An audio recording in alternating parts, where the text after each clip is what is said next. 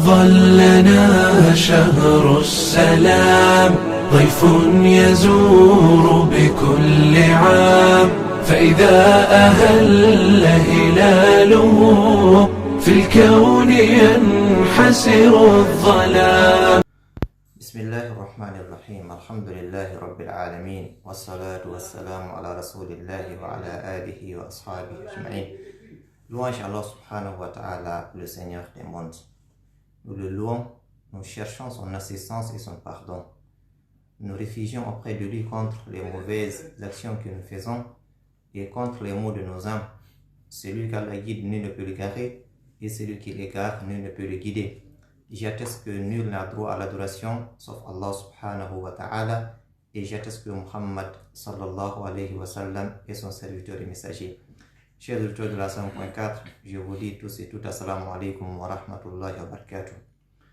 Bienvenue dans notre émission spéciale Ramadan. Nous sommes aujourd'hui au niveau du second cours.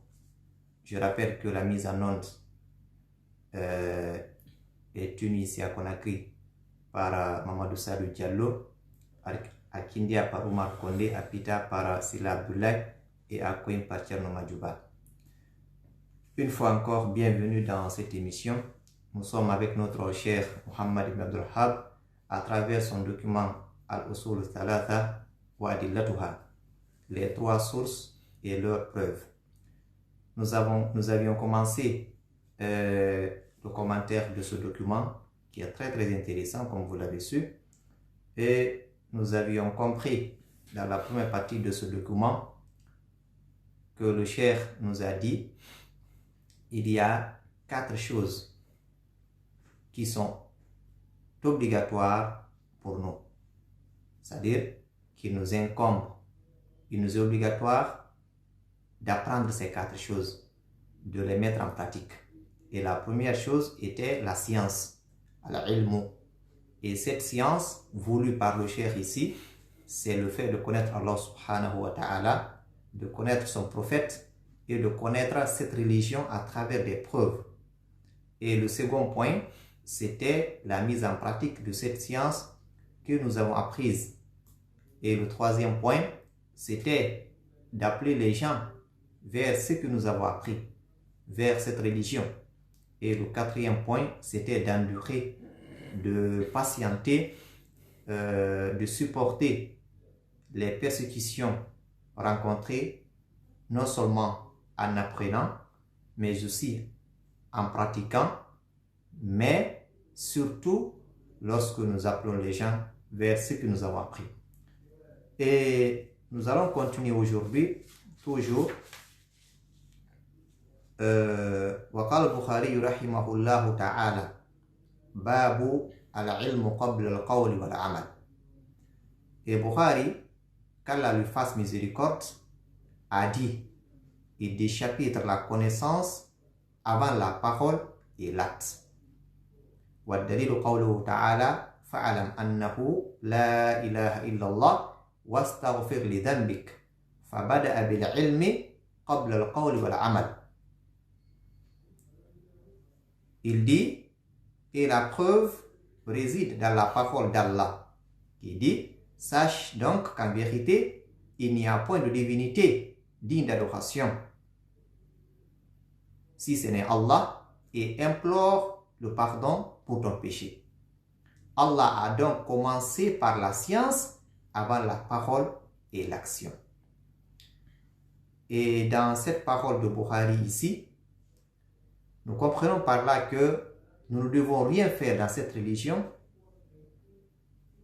avant de connaître la chose, avant d'apprendre la chose. C'est pourquoi le cheikh, au début de ce document, dans les 4 points, dans les 4 masail, il a commencé par la connaissance, al-ilmu, ensuite al-amalu bihi. Nous devons donc connaître d'abord avant de pratiquer. Nous ne devons rien faire dans cette religion si nous n'avons aucune connaissance là, sur la chose. Donc, la science vient avant la pratique. Ensuite, le cheikh dit اعلم رحمك الله أنه يجب على كل مسلم ومسلمة تعلم هذه الثلاث مسائل wal amalu bihin. Il dit sache qu'Allah te fasse miséricorde. Souvent le cheikh il le fait. Souvent le cheikh il implore Allah subhanahu wa ta'ala pour celui qui lit son document.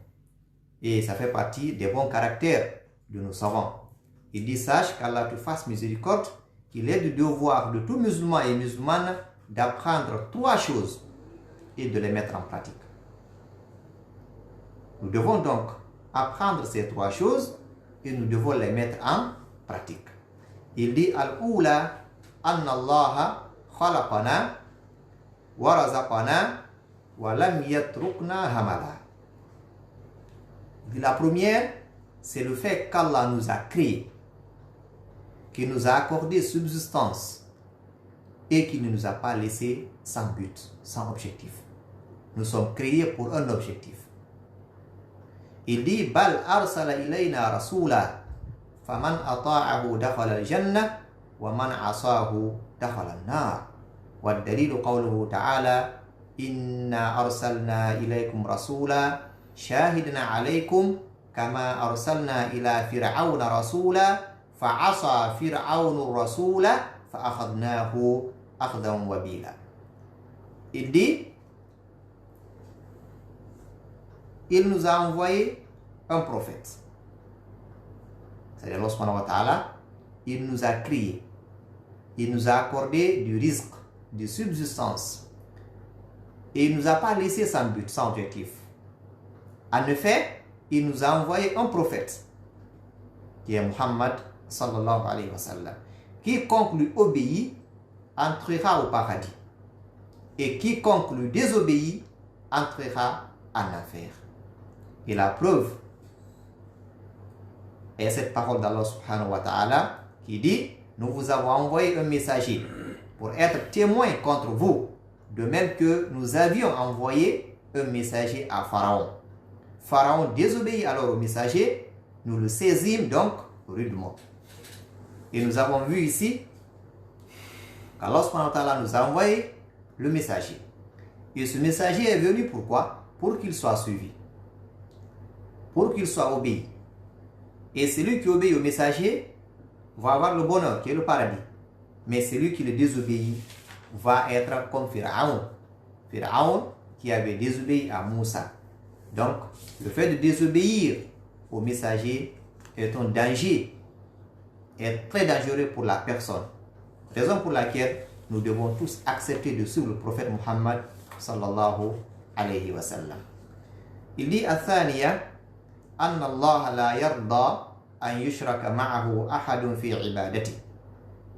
La malakum muqarrab wa la nabiy mursal. Wa ad-dalilu qawluhu ta'ala wa anna al-masajida lillah fala tad'u ma'allahi ahada.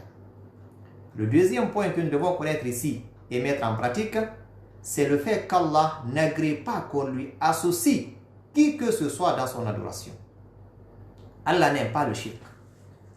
Allah n'aime pas qu'on lui associe quelqu'un, qui que ce soit. Pas même un ange rapproché comme Jibril, pas même un prophète envoyé comme Muhammad. Donc, pas même le meilleur des anges, pas même le meilleur des prophètes. Allah n'aime pas qu'on lui associe quelqu'un. La preuve réside dans cette parole d'Allah qui dit les mosquées sont consacrées à Allah. N'invoquez donc personne avec Allah. Fala tad'u ma'allahi ahada. Et le troisième point ici que nous devons savoir et mettre en pratique, anna man ata'a ar-rasula wa wahhada Allah la yajuz lahu muwalatu man hadda Allah wa rasulahu walau kana aqraba qarib.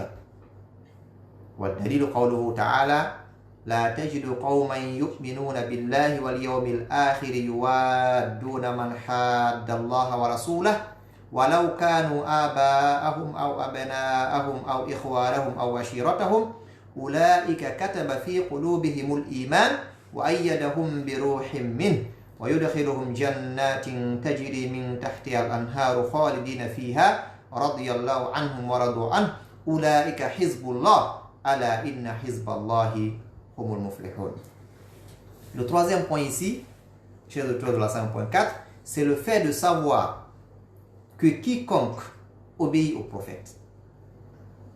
Et croire à l'unicité d'Allah n'a pas le droit de prendre comme alliés ceux qui s'opposent à Allah et à son messager. Ceci est très intéressant. Celui qui croit en Allah, celui qui croit au prophète Muhammad sallallahu alayhi wa sallam, il n'a pas le droit de prendre comme allié, il n'a pas le droit d'aimer, il n'a pas le droit de s'associer avec ceux qui s'opposent à Allah et à son messager. Si ta croyance, elle est réelle, elle est véridique, si tu aimes Allah et son messager, tu vas forcément détester ceux qui détestent Allah et son messager. Donc ne prenons pas alliés les gens qui ont désobéi à Allah subhanahu wa ta'ala, des gens qui n'aiment pas le prophète Muhammad sallallahu alayhi wa sallam. Il n'est pas dit de ne pas travailler avec eux, non.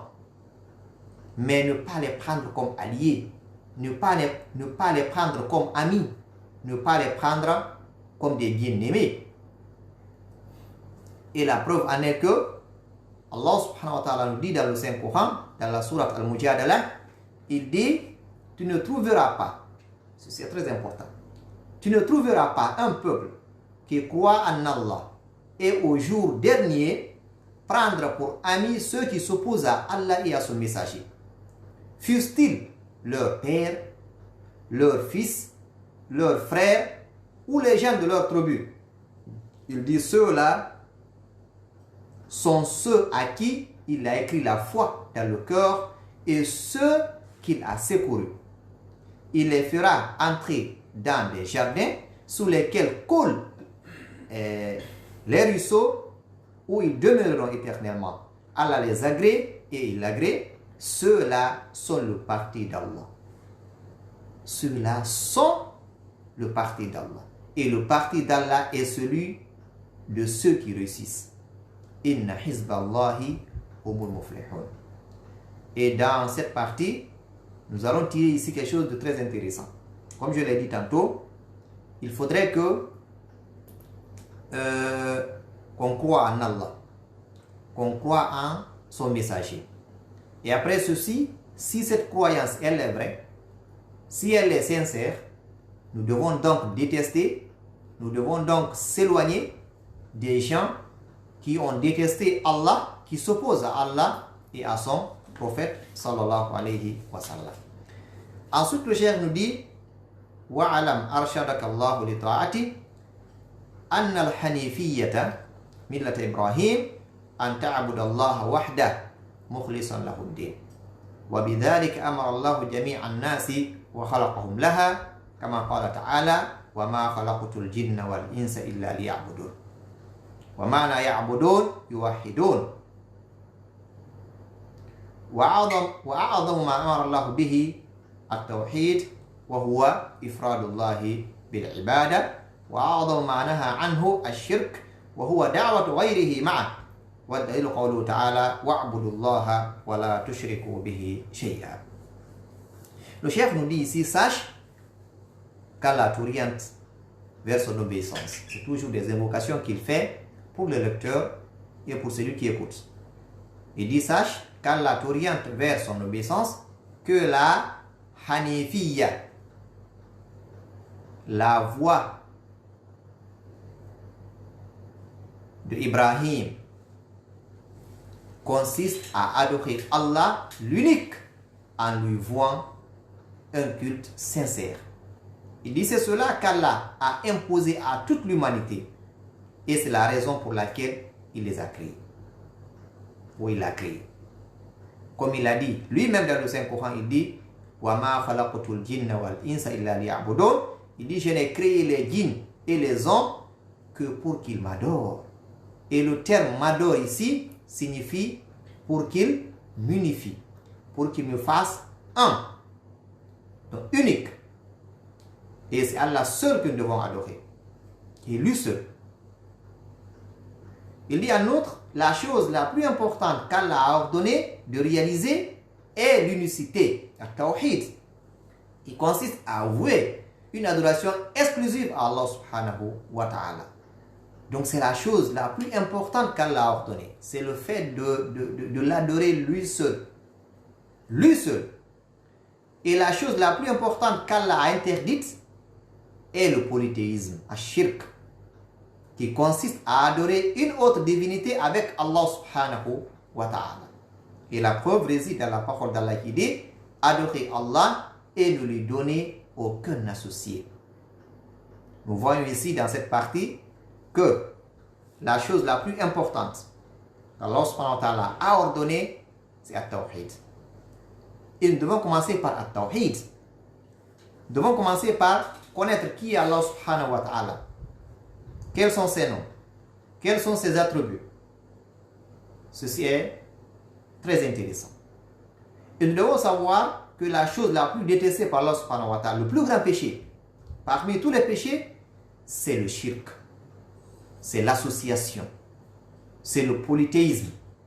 Le fait d'adorer autre qu'Allah subhanahu wa ta'ala ou le fait d'adorer une autre divinité avec Allah. Soit la personne adore une autre divinité sans Allah, ou bien il les associe. Il adore Allah, en même temps il adore une autre divinité. Toutes les deux formes sont du shirk. Et c'est le plus grand péché. Nous devons donc adorer Allah seul, sans associer.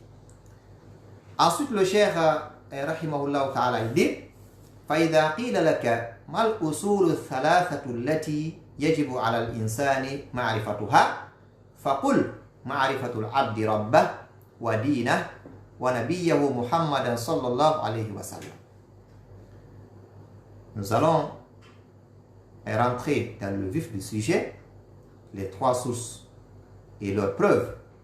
Il dit donc, si on te demande quels sont les trois fondements qu'il est nécessaire pour toute personne de connaître, réponds. Dis ceci. C'est le fait que le serviteur connaisse son Seigneur, sa religion et son prophète Muhammad sallallahu alayhi wa sallam.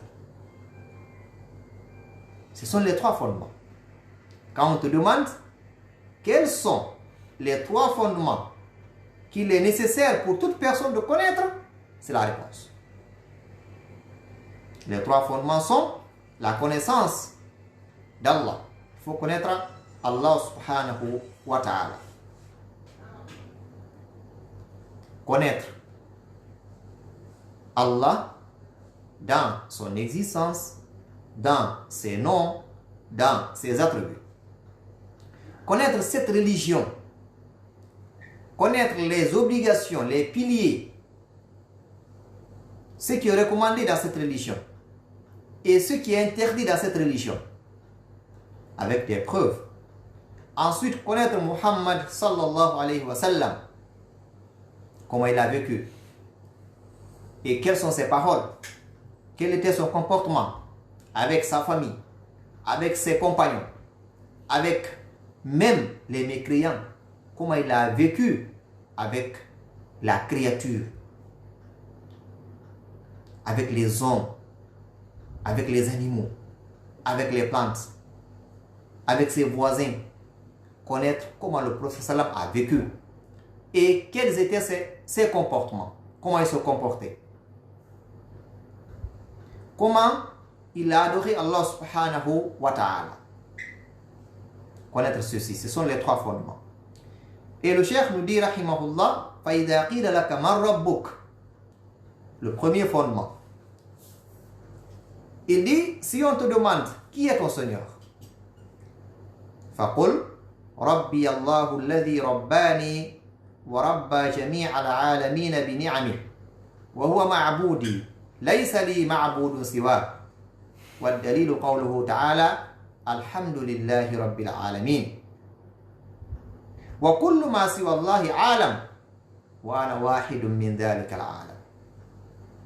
Il dit, si on te demande qui est ton Seigneur, réponds alors, mon Seigneur est Allah. Allah qui m'a éduqué, ainsi que tout l'univers par ses bienfaits. Allah m'a éduqué par ses bienfaits. Allah a éduqué tout l'univers par ses bienfaits. C'est lui mon Seigneur, c'est Allah. Il est celui que j'adore. Je n'adore personne en dehors de lui. La preuve réside dans cette parole d'Allah. Louange à Allah, Seigneur de l'univers. Alhamdulillahi Rabbil Alamin. Il dit l'univers est toute chose autre qu'Allah. Et je suis un élément de cet univers. Donc, le premier fondement, c'est de connaître Allah subhanahu wa ta'ala. Alors, si on te pose la question, qui est ton Seigneur? Voici la réponse. Rabbi Allahu alladhi rabbani wa rabba jami' al-alamina bi ni'ami. C'est lui mon Seigneur. Et c'est lui seul que j'adore. Très intéressant. Il ne s'agit pas seulement de connaître Allah subhanahu wa ta'ala. De connaître que c'est Allah mon Seigneur. Cela ne suffit pas.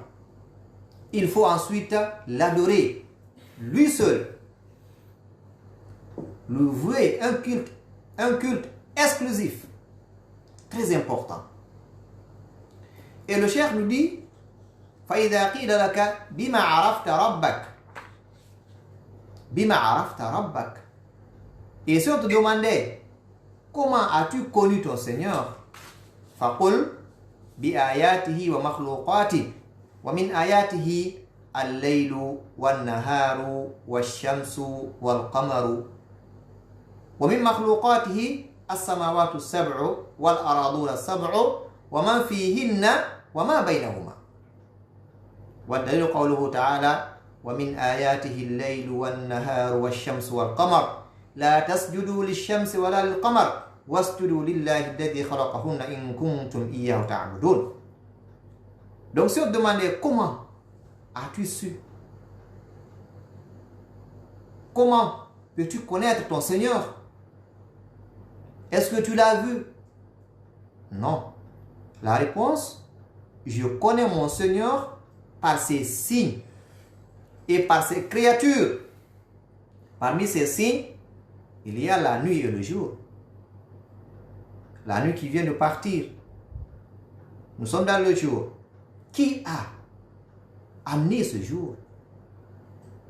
C'est Allah. Qui a fait partir la nuit? C'est Allah, sans doute. Personne ne s'est prétendu amener le jour ou la nuit. C'est Allah seul qui a ce pouvoir, qui a cette force, qui a cette capacité. Donc c'est un signe. Par ce signe, on connaît qu'il y a quelqu'un qui fait cela. Cela ne se fait pas de lui-même. Parmi ces signes, il y a le soleil et la lune. Nous voyons le soleil, nous voyons la lune qui se déplacent. Et qui les a créés? C'est Allah subhanahu wa ta'ala. Sans aucun doute. Et parmi ces créatures, il y a les 7 cieux. Il y a les 7 terres. Il y a ce qu'ils contiennent. Et il y a ce qu'il y a entre eux. La preuve est cette parole d'Allah subhanahu wa ta'ala qui dit, il dit, parmi ces merveilles sont la nuit et le jour, le soleil et la lune. Ensuite, il dit, ne vous prosternez pas ni devant le soleil, ni devant la lune, mais prosternez-vous devant Allah qui les a créés, si c'est lui que vous adorez. Allah nous a cité dans ce verset ces signes et nous a recommandé d'adorer celui qui a créé ces signes. Ne pas adorer ces signes, ne pas se prosterner devant le soleil, ni devant la lune, ni devant un statue, ni devant une idole, mais plutôt se prosterner devant Allah seul qui les a créés. وقوله تعالى إن ربكم الله الذي خلق السماوات والأرض في 6 أيام ثم استوى على العرش يغشي الليل النهار يطلبه حثيثا والشمس والقمر والنجوم مسخرات بأمره ألا له الخلق والأمر تبارك الله رب العالمين. Dans ce verset, il nous dit, votre Seigneur, c'est Allah qui a créé les cieux et la terre en 6 jours, puis s'est établi sur le trône. Il couvre le jour de la nuit qui poursuit celui-ci sans arrêt. Ça, nous le voyons, nous l'avons constaté. Il a créé le soleil, la lune et les étoiles qui sont soumis à son commandement. Où le soleil, la lune et les étoiles sont soumis à son commandement. La création et le commandement n'appartiennent qu'à Allah subhanahu wa ta'ala, n'appartiennent qu'à lui. Gloire à Allah, Seigneur de l'univers. Tout ceci nous montre qu'Allah subhanahu wa ta'ala existe. À travers les cieux, à travers la terre, à travers nous-mêmes qui vivons sur cette terre, nous comprenons qu'il y a un créateur. Il y a quelqu'un qui a créé ceci. Donc, nous devons nous retourner vers Allah subhanahu wa ta'ala. Ensuite, le cheikh dit wa rabbu huwa al-ma'bud.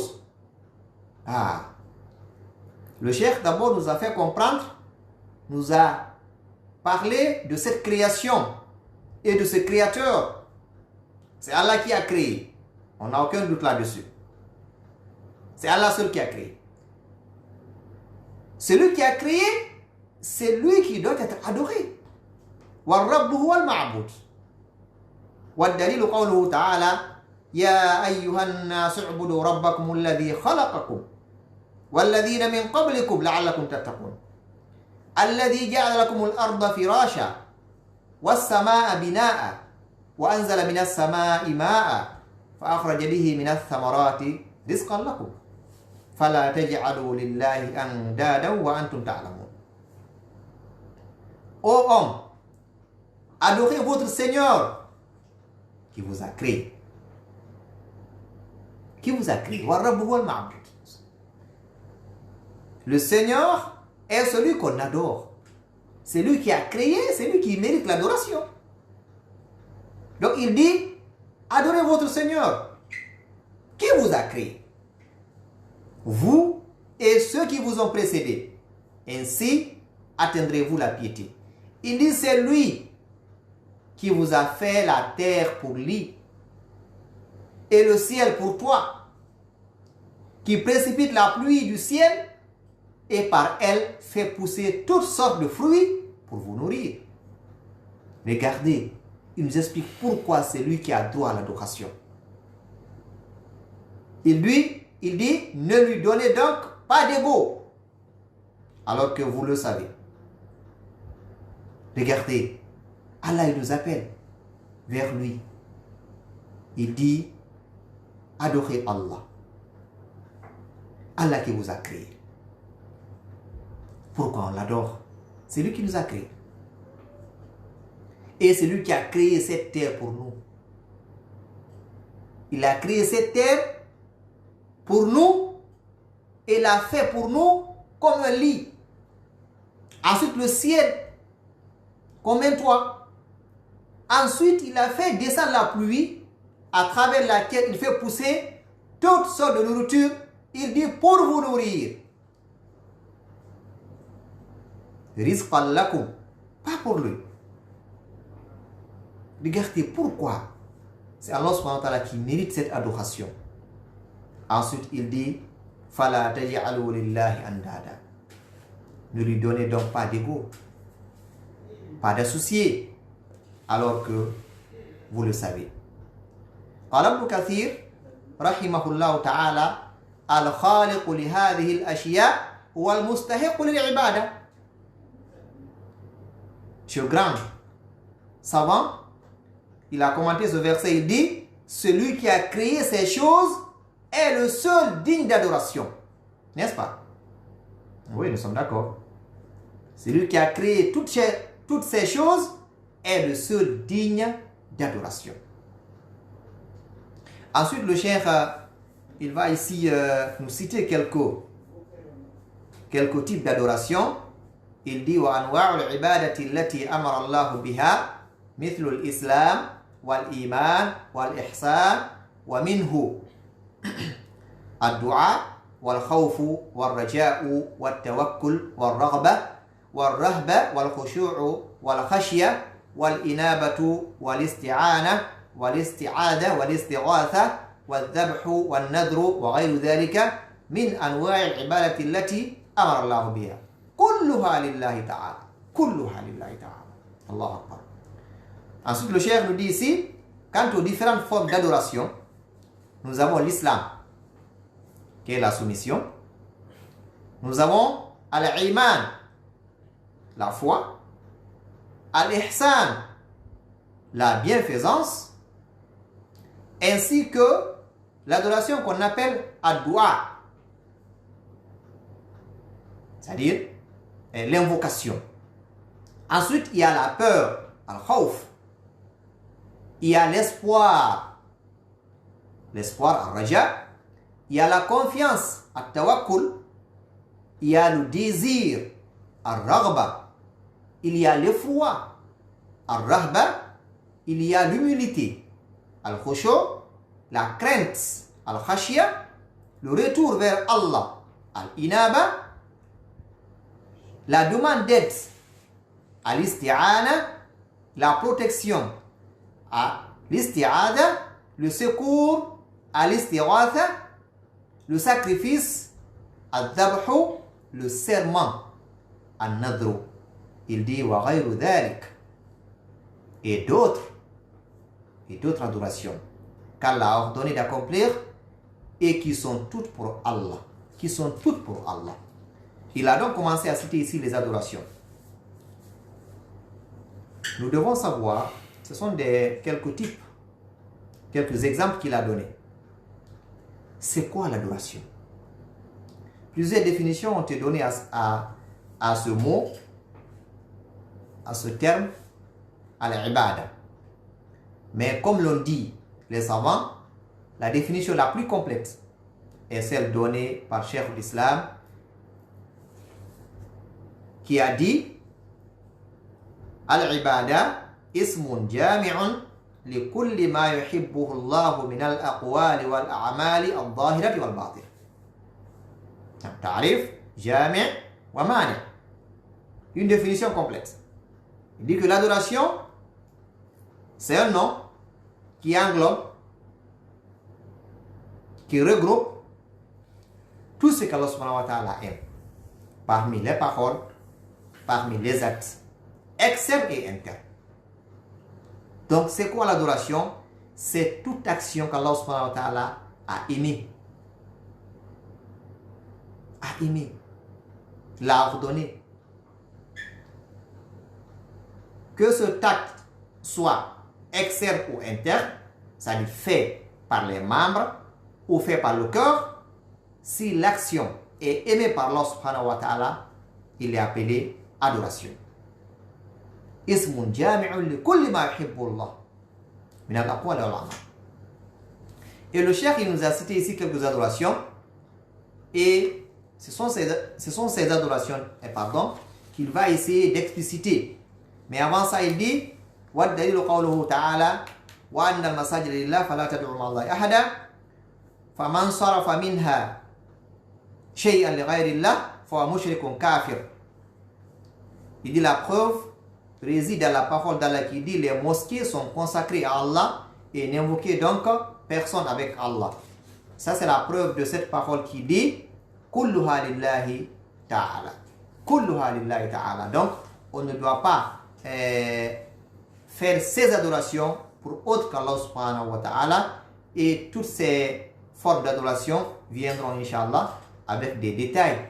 On va essayer d'expliciter c'est quoi l'islam, c'est quoi la foi, c'est quoi la bienfaisance, c'est quoi l'invocation, c'est quoi la protection, c'est quoi demande d'assistance, c'est quoi. Donc inshallah dans le prochain cours on va essayer de parler de ces types d'adoration. Sur ce, nous allons essayer de libérer l'antenne pour nos auditeurs. Voilà, il y a quelqu'un qui demande, il dit comment demander le bon Dieu. Voilà. D'abord, faire le doua. Nous avons deux types de doua. Nous avons doua al-ibad, c'est-à-dire la demande ou bien l'invocation par adoration.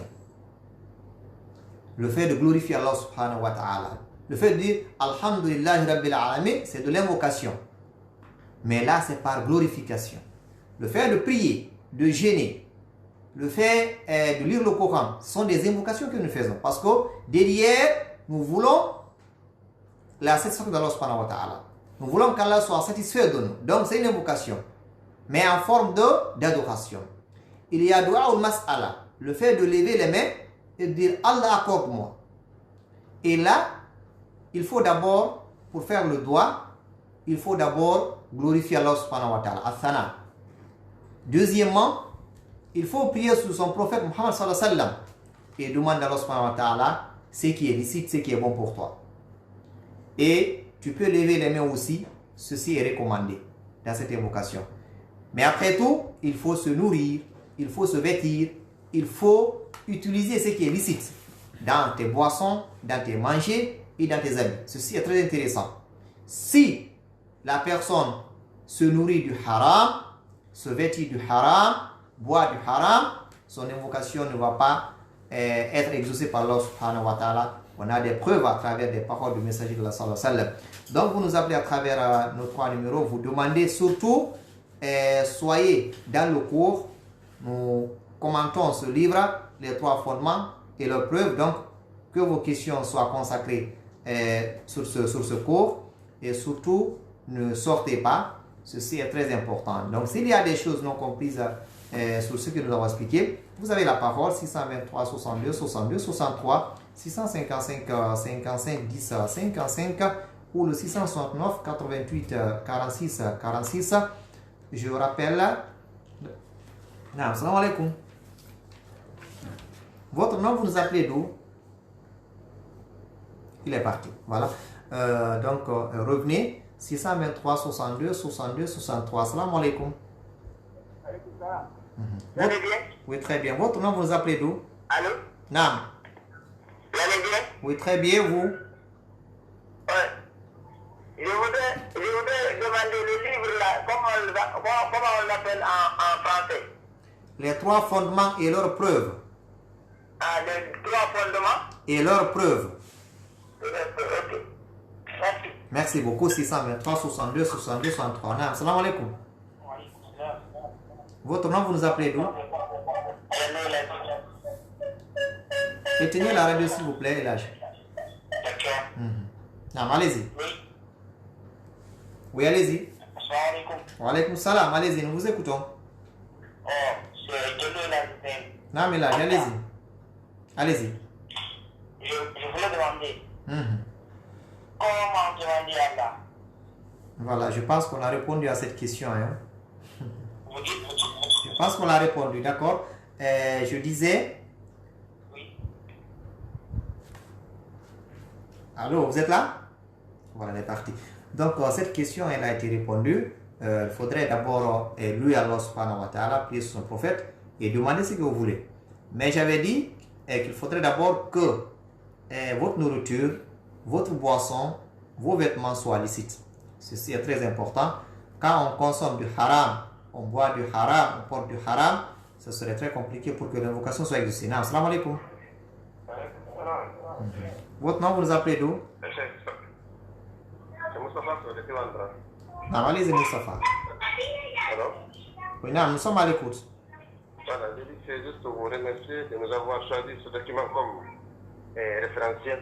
Et j'ai constaté que beaucoup de nos éléments ont choisi ce document-là. Donc, j'invite tout le monde à suivre les cours comme il le faut. Donc, je vous remercie très bien. Merci. Merci. Merci beaucoup, Moussa Faso, qui nous a appelé depuis Wandra. Et je rappelle que ce même document est donné à 11h en Poular, à 14h en Malinké et à 16h en Soussou, Inch'Allah. Le même jour, ça y est aujourd'hui. Salam alaikum. Voilà, donc je disais toujours. Salam alaikum. Je m'appelle Alassane, je vous appelle de Longo. Alassane, allez-y. Je voudrais savoir si la terre est ronde ou bien la terre est plate. Voilà, on va demander ça à ceux qui s'occupent de cela. Je pense ici qu'il faut savoir que cette terre a été créée par Allah subhanahu wa ta'ala et celui qui a créé la terre a droit, lui seul a droit à l'adoration. Voilà, c'est tout ce que vous devez comprendre dans ce cours. 623 62 62 63 655 55 10 55 669 88 46 46. Assalamu alaikum. Assalamu alaikum.